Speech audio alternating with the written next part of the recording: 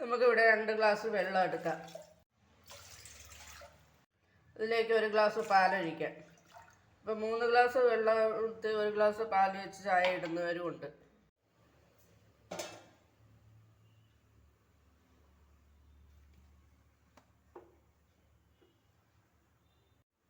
ഇപ്പം ഇഞ്ചി ചായ, മസാല ചായ, ഏലക്ക ചായ, അങ്ങനെ പല ചായകളും എല്ലാവരും ഇടാറുണ്ട്.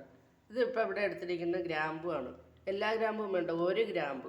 1 ഗ്രാമ്പ് നമ്മൾ ചായ പാല് തിളച്ച് വരുമ്പോഴത്തേക്ക് അതിലേക്ക് ഇടുക. ചൂടായി വരുമ്പോഴത്തേക്ക് അതിൽ കിടന്ന് തിളയ്ക്കണം. ഇതുപോലെ ഇച്ചിരി ഗ്രാമ്പു വാങ്ങിച്ച് ഉണക്കി സൂക്ഷിച്ച് വെച്ചാൽ നമുക്ക് ഓരോ ആവശ്യത്തിന് എടുക്കാം. ഇതിപ്പോൾ 2 കൊല്ലത്തോളമായി ഞാൻ ഗ്രാമ്പു മേടിച്ചിട്ട് വെച്ചിട്ട് ഓരോ ആവശ്യം വരുമ്പോഴും എടുക്കും. കുറച്ച് പൈസയേ ആവുള്ളൂ.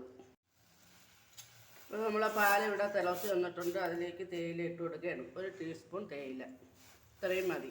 കണ്ണൻ ദേവൻ തേയിലയാണ്, കുറച്ചിട്ടാൽ മതി. ഇങ്ങനെ തിളച്ച് വരുമ്പോൾ നമുക്ക് അരിപ്പ് വെച്ച് വേണമെങ്കിൽ ആ ഗ്രാമ്പ് കോരി മാറ്റാം. കോരി മാറ്റിയിട്ട് നാളെ ചായ ഇടുമ്പോൾ കഴുകി സൂക്ഷിച്ചാൽ അതിനകത്തിട്ട് എടുക്കാം. ഇപ്പം 3 ചായക്കാണ് 1 ഗ്രാമ്പ് ഞാൻ ഇട്ടത്.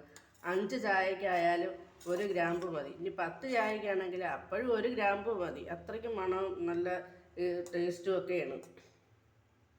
ഇതാ കണ്ടില്ലേ, ഇതുപോലെ കോരി മാറ്റണം. 5 ചായക്കും 10 ചായക്കൊക്കെ ആണെങ്കിൽ അതിൻ്റെ അകത്ത് കിടന്ന് തിളച്ച് പറ്റട്ടെ എന്ന് വിചാരിക്കണം.